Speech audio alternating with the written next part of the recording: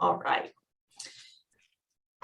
For my first question to the panel, I'm going to ask what culturally responsive course design actually is. What is culturally responsiveness in the context of our conversation?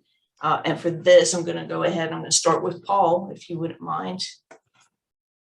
So when I think of culturally relevant course design, I think of kind of a couple of parts.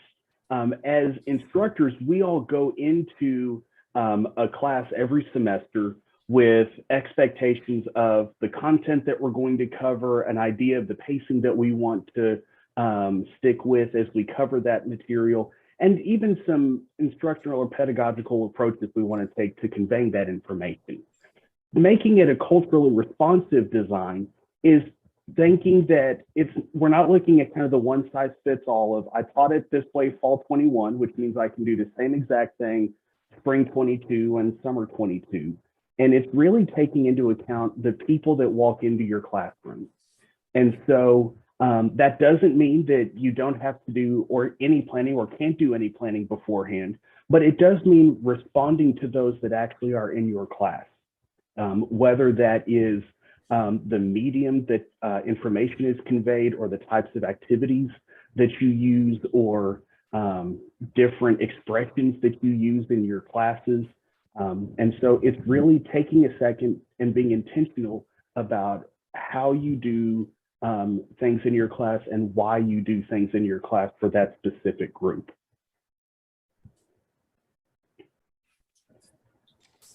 Thank you, Paul.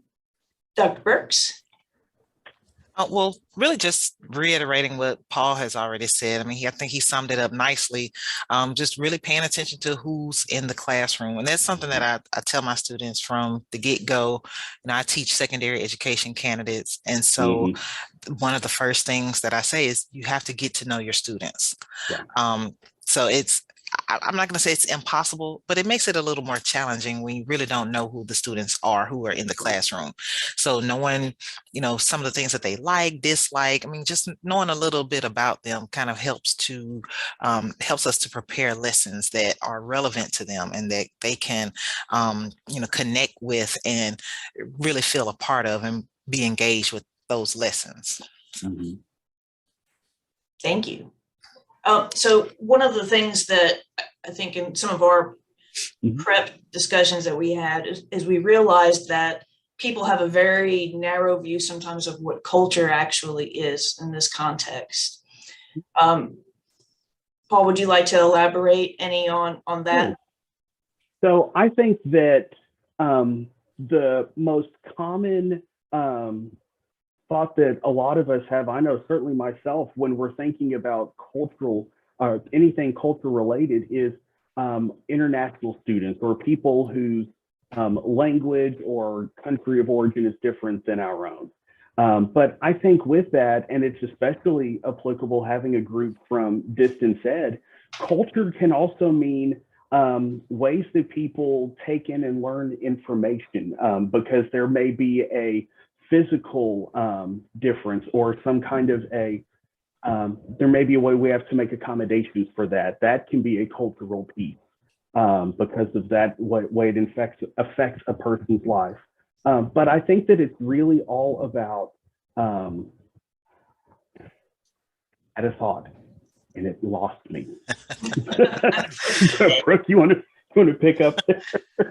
Well, sure. I mean, even like you said, Paul, I mean, culture goes so far beyond just country of origin and nationality.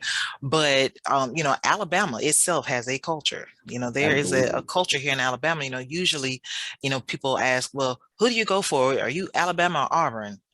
And some people are like, what are you talking about? If they're not from Alabama or they don't really care for football, the assumption is that, oh, you're in Alabama, you love football and you love one of those two teams. And that's not always the case. So even that is a cultural thing. It's something that and we have to be aware of that. There are some students who are not going to get that reference. And so if that's what we're using to make a connection to a particular lesson, then we have to realize, okay, this student here is not going to get that reference, or they didn't get the reference. So now let me address this in a different way in which that student will understand. Let me use a different example so that it will be relevant to them. Let me use something that they're familiar with. So one thing that I want to add is that when we talk about culture, sometimes we forget that campus has its own culture, and that home has its own culture, and different ways that we're accustomed and used to doing certain things. So it's not necessarily race or ethnicity or even from being from Alabama, that there's all these little smaller subsets of cultures that we're all involved in, and that we have to think about that as well. And that culture also includes the knowledge base that we have as a person, our prior experiences, our particular frame of reference that we have as we come into the classroom. If you're a student, you have all that you bring with you. And so as professors, lecturers, we have to think about that with our individual students, is where they're coming from. And so culturally responsive course design is that we're thinking not just as a class as a whole, although that will develop into its own culture if we do it the right way. It's also thinking about it as everybody comes in together, from different places, different cultures. And so we're being responsive to that intentionally. Absolutely. Does anybody in the room have anything that they'd like to add or contribute into those thoughts? A couple of thoughts come to mind. And this first one is by Dr. Robert E. Massey, and I'm dating myself considerably, in the 1970s. And he is the author of this phrase, "What you are is the result of where you were when." And how true, at least for me, that is. What you are is the result of where you were when. Picking again on myself. Born and raised in El Barrio, Los Angeles, California. La Ciudad de Los Angeles. In growing up,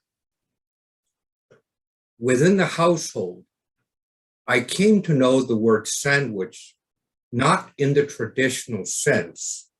You see, my parents did not have the funds to buy bread to frame a sandwich. They made tortillas. And so the lettuce, the tomato, the cheese, the meat, etc., was framed by a tortilla.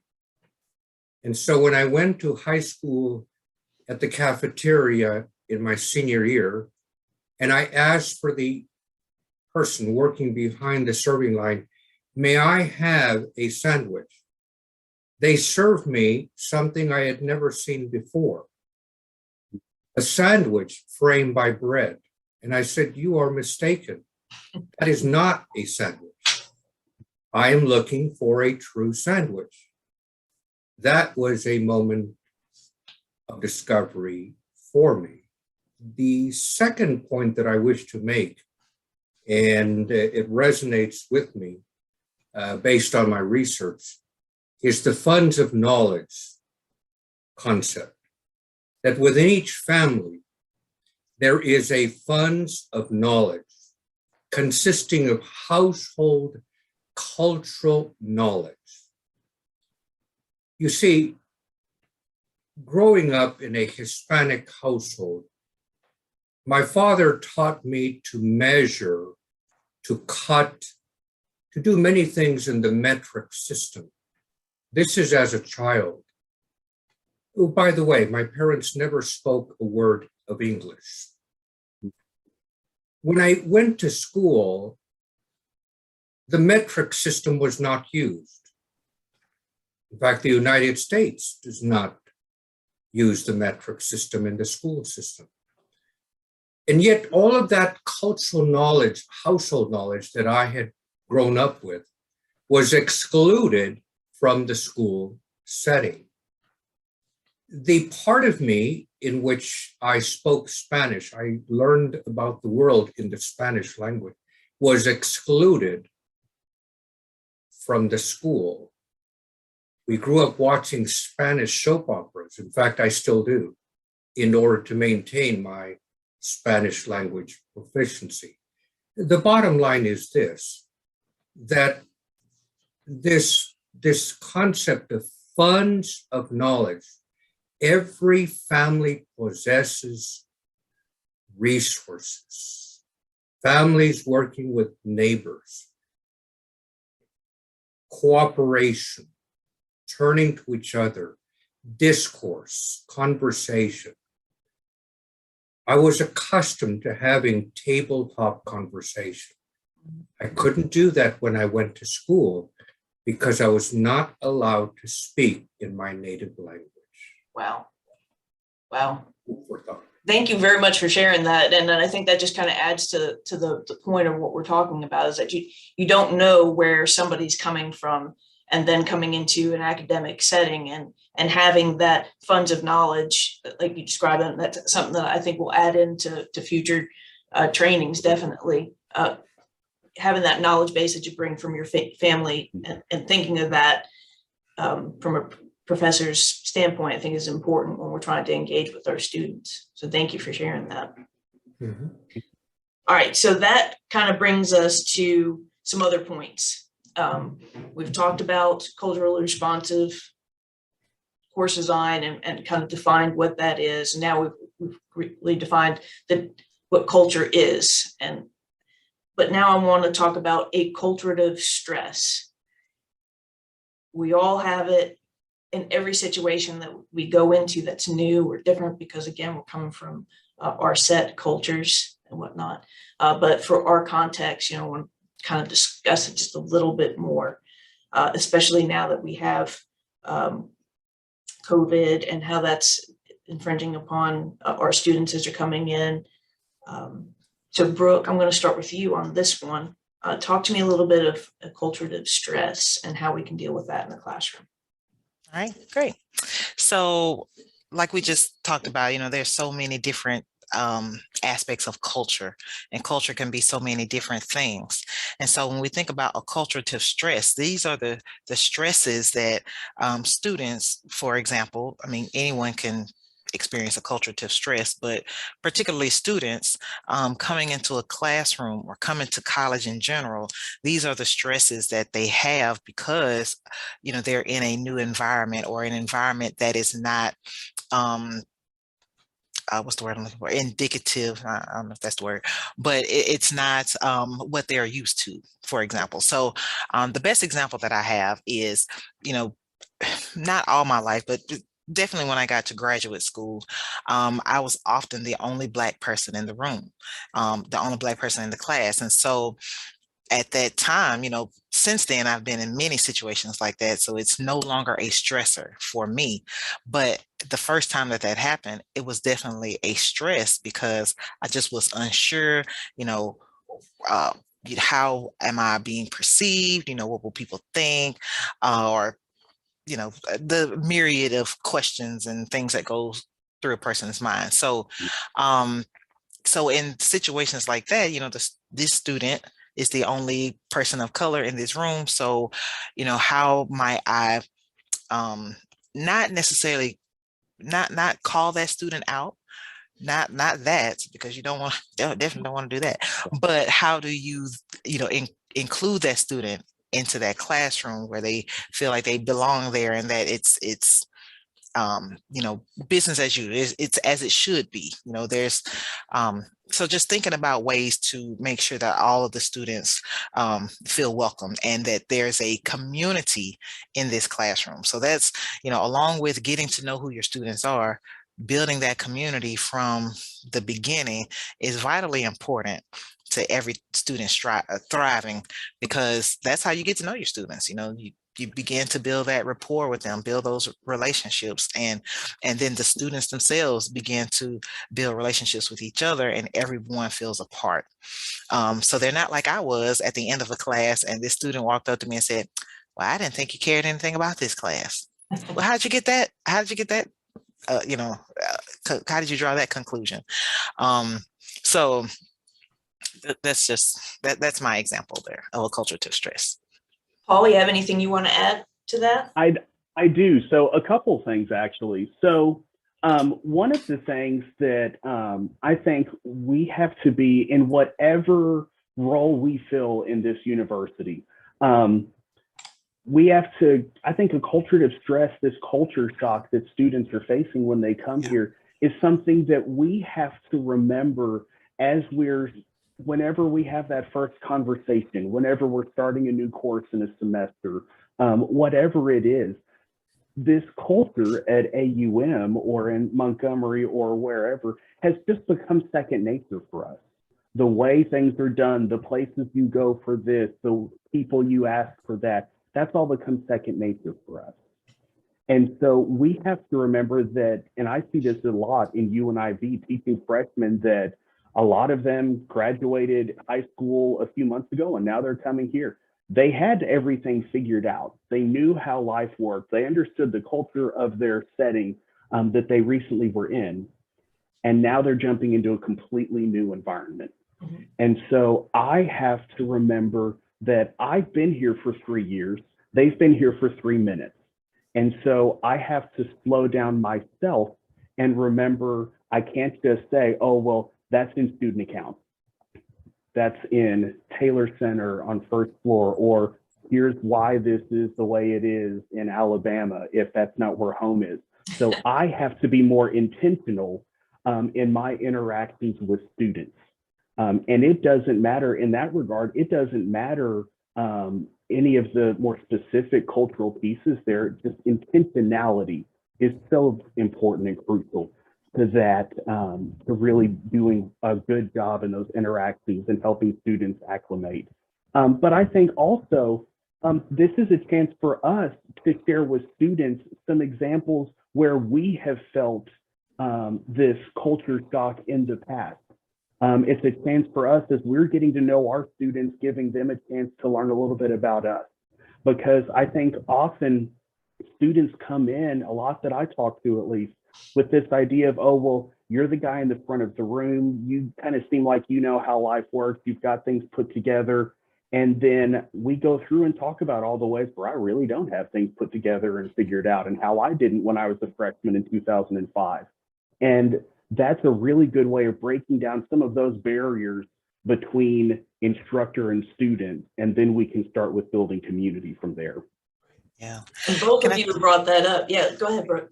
No, can I just add, I love, Paul, that you said that one of your examples was about, you've been here 3 minutes, I've been here 3 years or what have you, because that's, we forget that the students, they're only here for sometimes 2 years, maybe 4 years.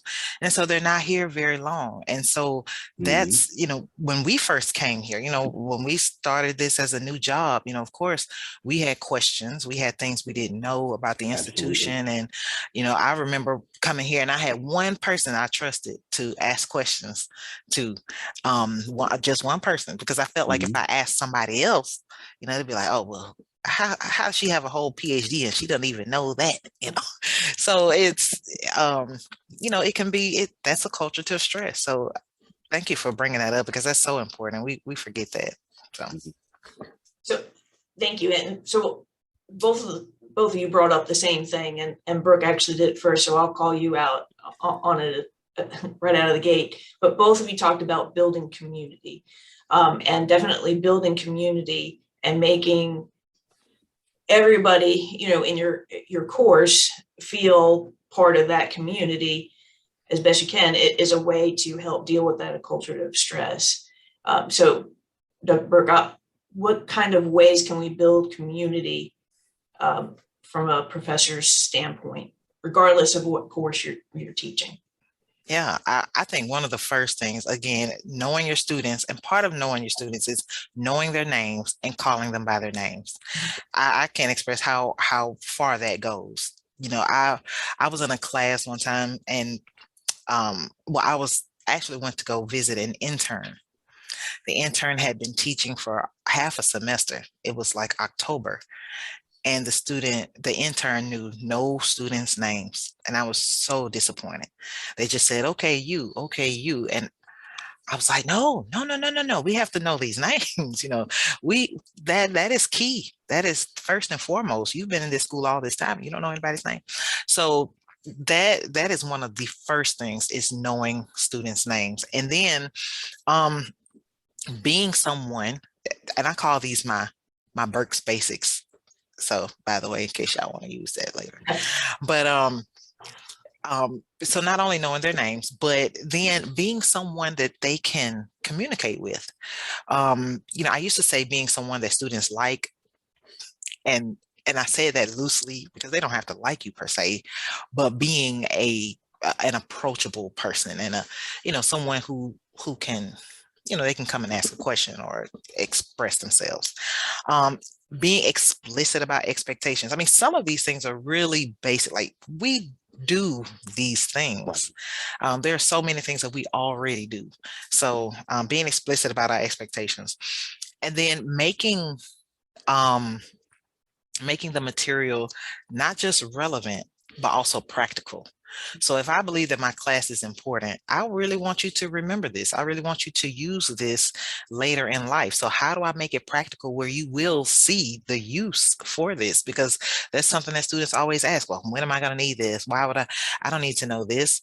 But let me show you how you need to know this. Like, this is why this is important. This is why my class is the most important class in the world, because you need this for XYZ in life. And then lastly, having fun. If you're not having fun as the instructor in your classroom, then your students aren't having fun either.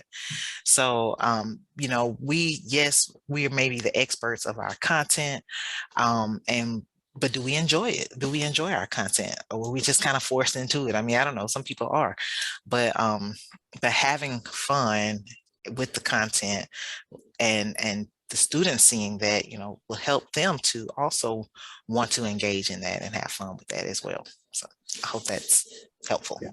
Well, and I want to piggyback on something that Brooke, that you just said. So there are several things that I feel like I do a pretty decent job at.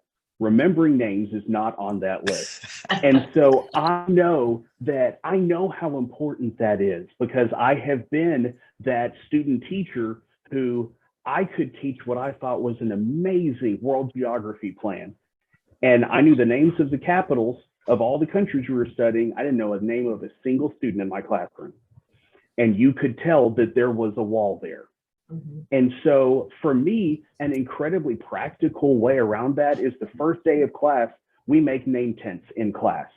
And that's a way that helps me. I see your face right there by your name. That's a way to reinforce names for me. And it's also a really good way to broach the subject with some of my students of, do they go by a given name or by a chosen name?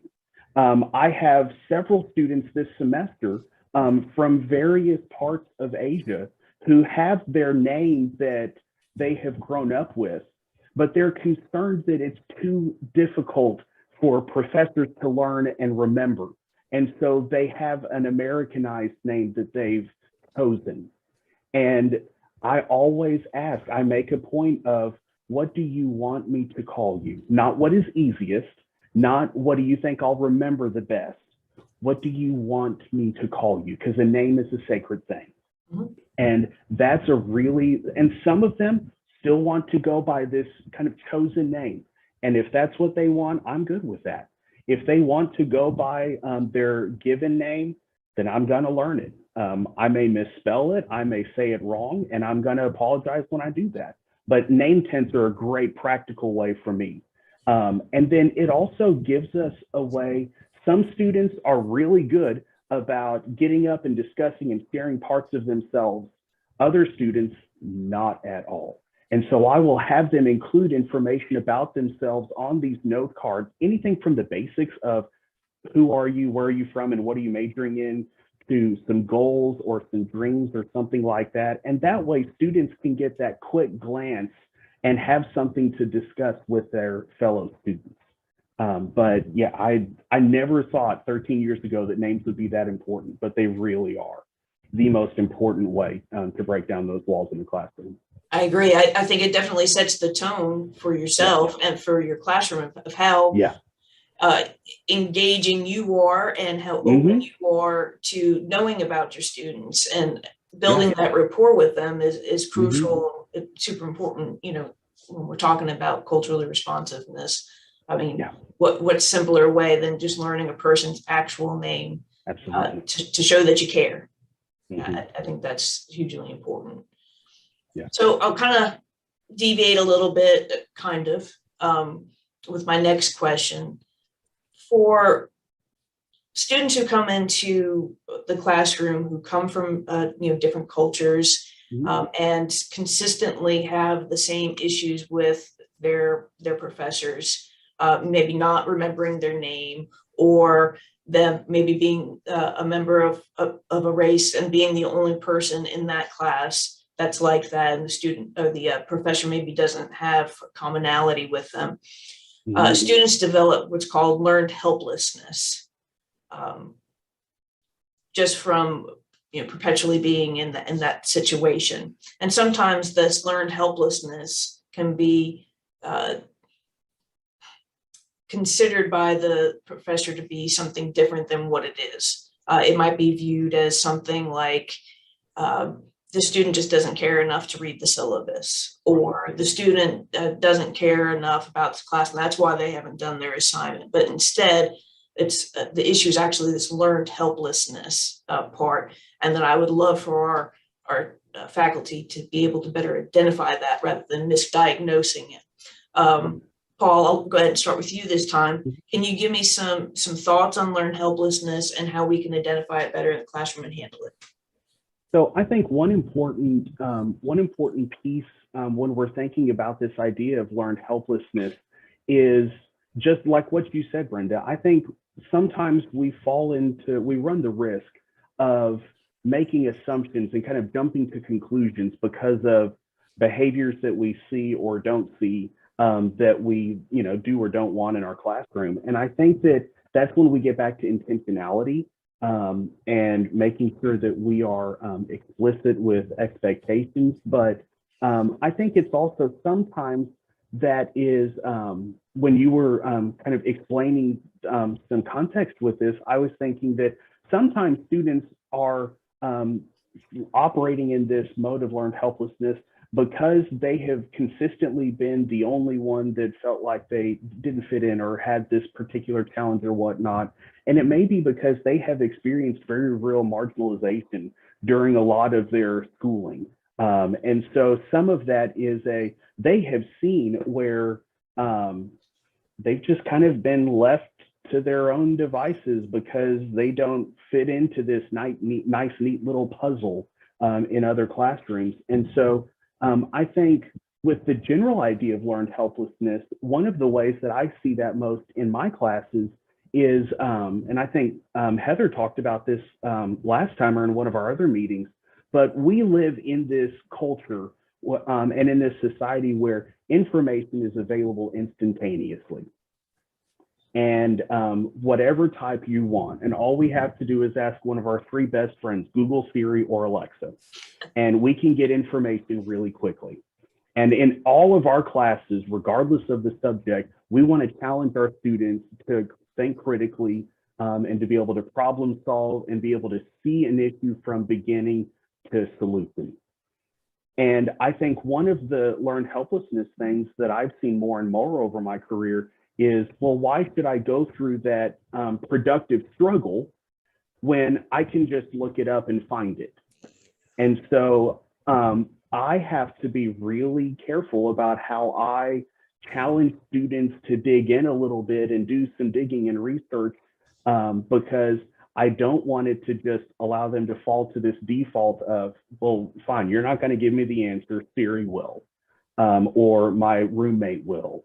And so getting them to really work on that productive struggle. But again, not to sound like a broken record, we can't do that until we start that building of community. Because if I don't already have a relationship with that student and that there's not a level of trust there, then it's really probably not going to yield the results that I'm hoping for. Yeah. Brooke, you have anything? Yeah. So ditto everything Paul just said. But in addition to that, I would just add that, sometimes students haven't been necessarily challenged enough. I think you spoke a little bit to being challenged. And so the answer, I don't know, has been appropriate. Like, oh, okay, if I say I don't know, they'll leave me alone and they'll go on to somebody else. And so if I don't know, that's okay. And so one of the strategies, and I'm going to show a book that I think is really good. I like it. This is Doug Lemov, Teach Like a Champion. You may have heard of it. It's for K-12, but there are so many things that we do in K-12 that are really applicable in the college classroom. Absolutely. It's just all in how we present it. Stuff that kindergartners would do, I would do with my 9th and 11th graders when I was teaching high school. It's just all in how you I would do stickers and all that, but just in how you present it to them. So, but one of the strategies that he talks about is no opt-out. And so the no opt-out strategy is basically where you don't allow a student to just say, I don't know, and be happy with that. But instead, if you ask them a question and they say, I don't know, okay, we might ask another student. Okay, so Johnny, you tell me blah, blah, blah. Johnny gets the answer right. And you come back to this student. Okay, so now you tell me, what this answer is. So that student now knows the right answer and you're not giving them an opportunity to opt out of providing an answer, of being engaged, of you still have to listen in here, you still have to put forth effort. So that learned helplessness, they've that may be the way that they've done that all along, but now here's here's how I'm challenging you to do more. We have students who don't want to ask questions. They don't want to come office hours because maybe they feel like that makes them feel weak, or that's not something that they've ever done before. And so you kind of force them in a way to come to office hours. I know in our last session, I mentioned this about, I would set a schedule. So the students wouldn't come to class, but they would come to a 15, 20, 30-minute office hour session. And someone mentioned, well, that's great, but I have 30 students in a class, and all of those people can't fit in that 1 hour and 30-minute class time. But it's throughout the entire day. I mean, I would have them come from 9 a.m. to 5 p.m. or however. So just, and that might not work for everybody. That's just an example, but just finding other ways to get them engaged so they don't have an opportunity to opt out of the learning. And so they can, instead of learned helplessness, they can, maybe there's another term. I'm trying to think of a really an opposite of learned helplessness, but anyway. I think ultimately it's that we want them to be engaged in part of the community, and feel that they have a decent enough amount of rapport with their professor that they can ask questions and feel comfortable in it, where they don't feel silly about themselves, or if they have a difficulty with the subject matter, they feel comfortable asking questions about it, instead of this learned helplessness point where they just kind of give up and maybe direct their focus on something else like PlayStation or whatever it is that their vice is, as opposed to focusing on learning the subject matter or going to tutoring or something along those lines. One other thing with that, I think that so in my UNIV classes, one of the ways that we approach this idea of learned helplessness is a lot of them will come in and they'll say, well, I'm in this is a subject I've struggled with in class too, and I struggle in math. And they have kind of, the learned helplessness has been, well, this narrative of I've struggled with this, I've always struggled with this, therefore I'm always going to struggle with this. And so working at trying to interrupt that cycle of a self-fulfilling prophecy almost is something that is a challenge to do, because oftentimes these are behaviors or beliefs that have been conditioned over potentially a number of years, and we get them for a semester or multiple if we teach them in multiple classes. But also it provides us with a chance to have some really meaningful conversations with them. But it is all about remembering, one, learned helplessness is not the same thing as being defiant. It is an opportunity for you to work with a student in a different way. Well, you kind of led me to it a little bit when you were talking about deficit narrative, and I think that deficit narrative, which you'll explain it a little bit further for me. I know you will. It's a twofold thing. It's something that we as the professors have to use caution in, but then it's also something that the student can develop for themselves. Like you said, that self-fulfilling prophecy. Would you mind talking a little bit about deficit narrative and what that is exactly? So from the faculty side, I think, and I think this is something that I've seen myself be guilty of over the last couple of years of, we've really gotten out of the habit. There for a while, we had gotten out of the habit of a lot of the face-to-face interaction. And so we were developing a social deficit.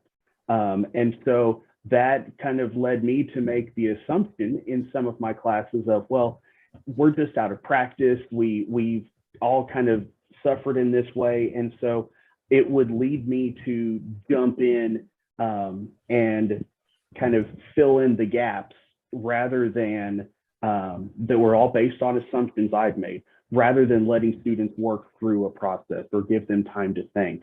I think sometimes the deficit narrative can be, I've seen problem or challenge with a certain group of students.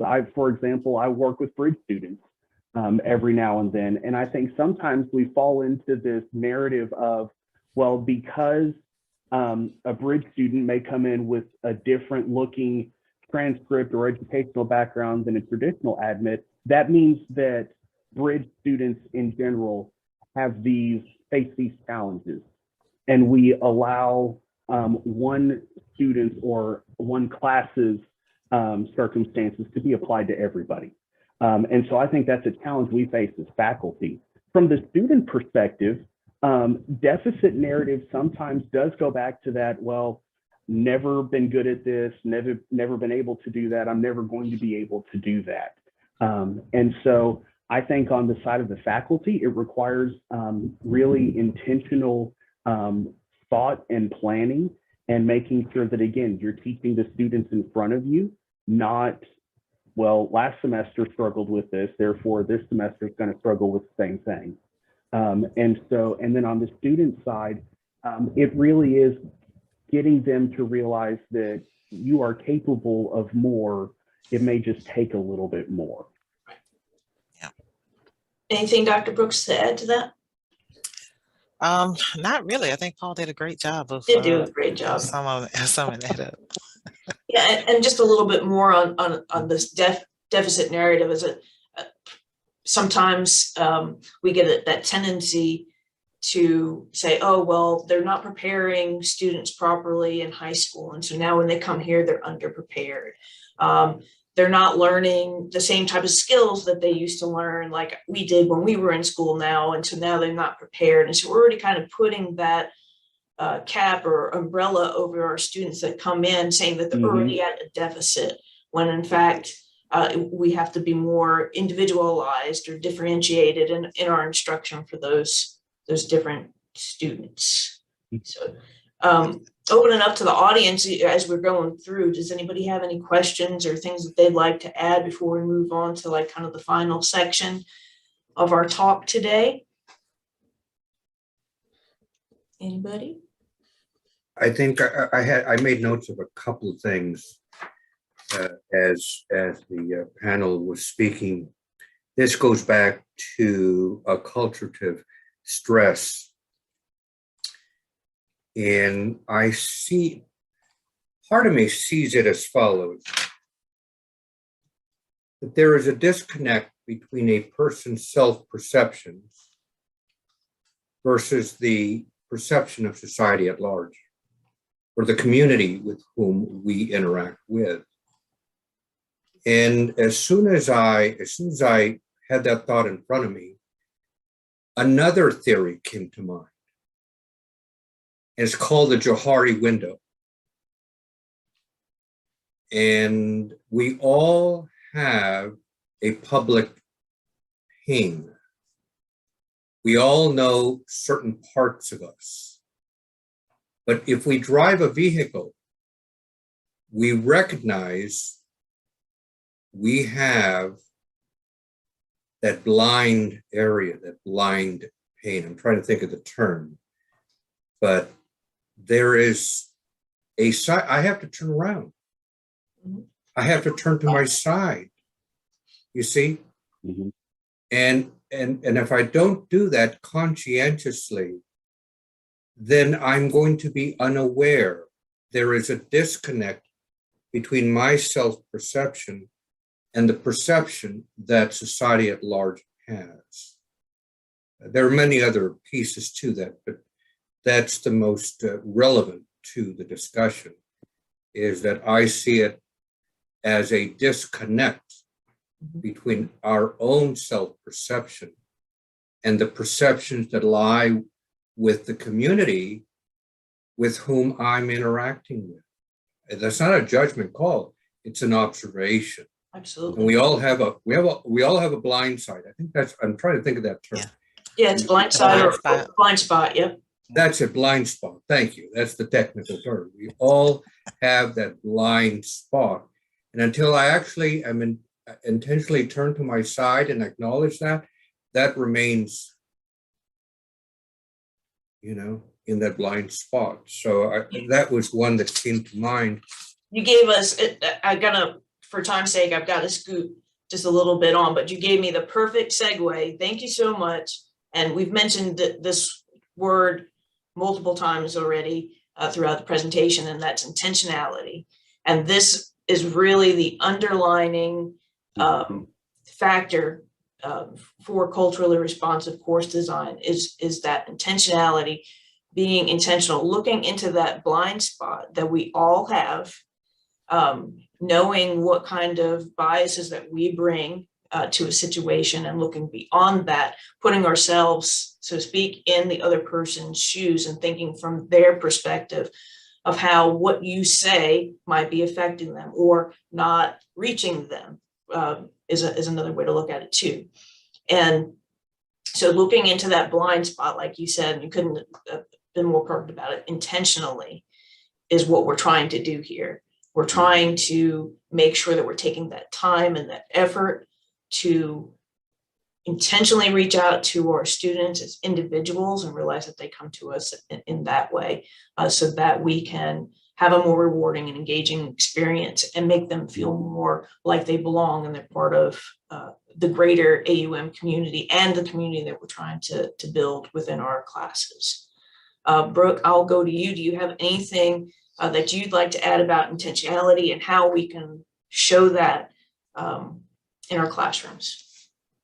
Yeah, I think that, like we've been saying, like you just said, Brenda, we've been talking about this the whole time, that, being intentional, making a point to reach out to students and to design our courses in ways that will invite them in and not shut them out.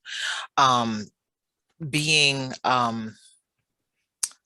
like Dr. Duane has just said about the blind spots, we all have biases, whether we want to believe that or not. If we were to ask the right questions, we would find out what those biases really are. And so we all have them. And so we all have a responsibility to recognize them. So we have to do a little soul searching.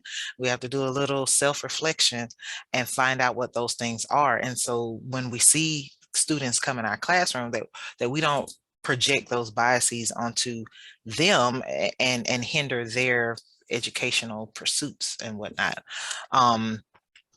One of the terms that we haven't really, we kind of mentioned it, I think, earlier, but we haven't really talked about is marginalization.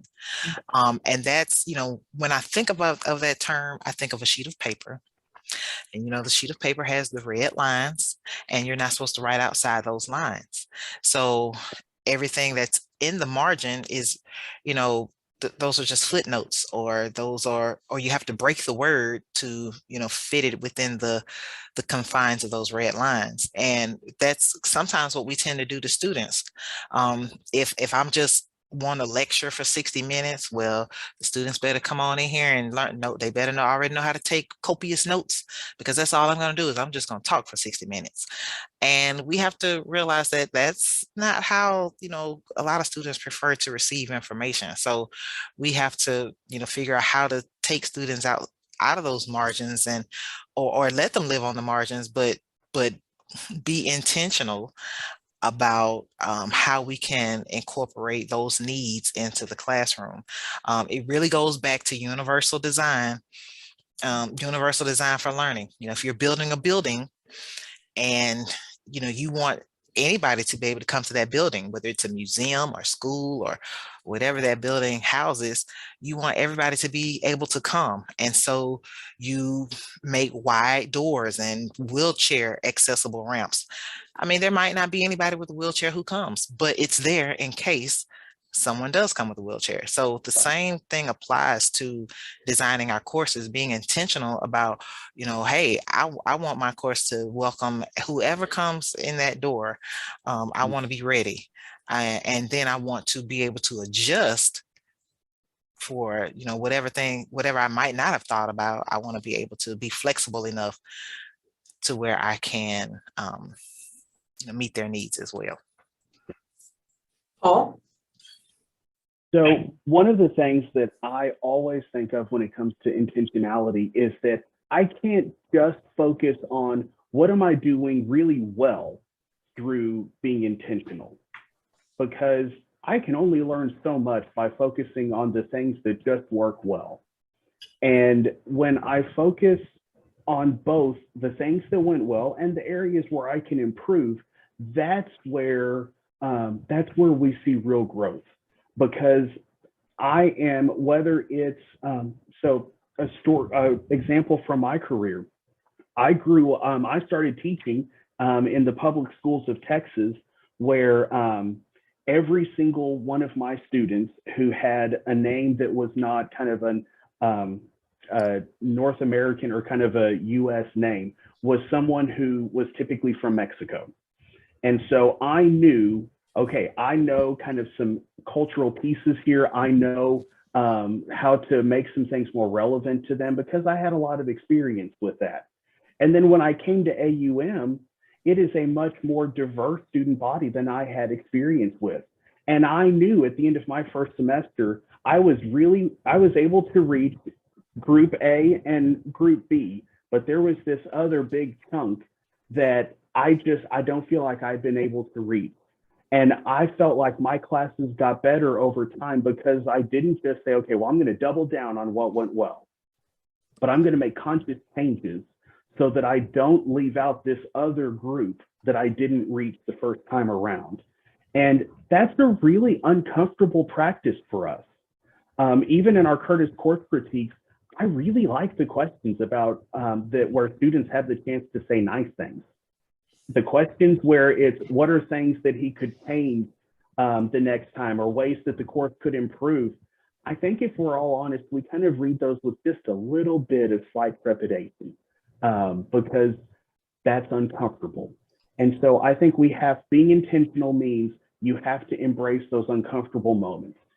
And it also means that we have to remember that going through one good semester or one Zoom conversation about culturally relevant course design does not mean we're going to be an expert and perfect and we're never going to have to work at it again. I'm a much better teacher than I was 13 years ago when I started, and I'm going to be a much better teacher 13 years from now because we're going to keep working at it. And so we have to remember that it's not about reaching a destination, it's about that continued growth, that continuous improvement as we are working on designing our courses for whatever cultural elements our students bring into the classroom. And kind of in closing and wrap up before we go to our Q&A, I think it's important to realize that what we're talking about today is going to be completely different 13 years from now, and we'll have to adjust again, because that's what happens in life. There's these evolutions that change. Technology is going to change. I mean, the classroom could look far different than it does now, and we've already seen with the pandemic how we became very reliant on technology to still kind of continue on in education. I only see that just becoming more of a perpetual change where, there might not be as many brick and mortar schools anymore. They might just start closing down and going on online exclusively, more so than, just online schools.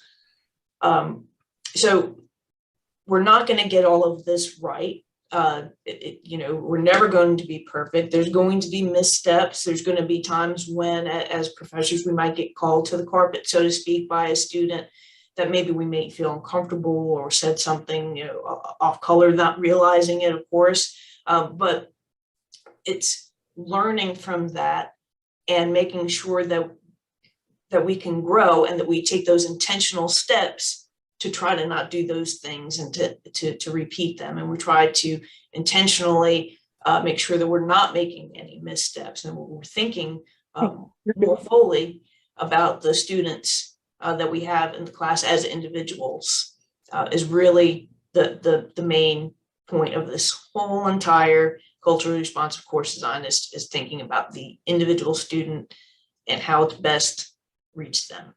So now I'll open it up to you guys for some questions and answers. Hopefully, maybe answers. I don't know. And just a reminder, we'll be doing part 2 of this series. That'll be March 22nd and Taylor 221. And we're going to try to do Zoom the best that we can in the classroom there. That will actually be at noon to 1 o'clock on the 22nd. So questions, please, comments, anything, feedback. Let us know how we've done, or if there's anything else that you would like us to broach in our future sessions. I mean, we are planning on going into where we can give step-by-steps a little bit, like what can I do in my class to be more culturally responsive? And we'll try to give some scenarios to help with that. So that is something on the future if you're looking for it. Anybody?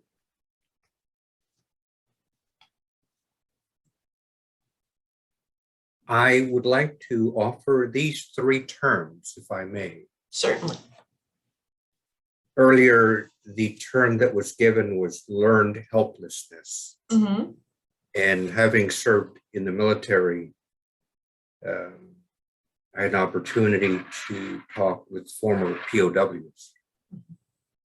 And even there have been experiments where people have been incarcerated, and after some period of time had passed, the gates were opened. Mm-hmm. And yet the prisoners did not walk out. Exactly.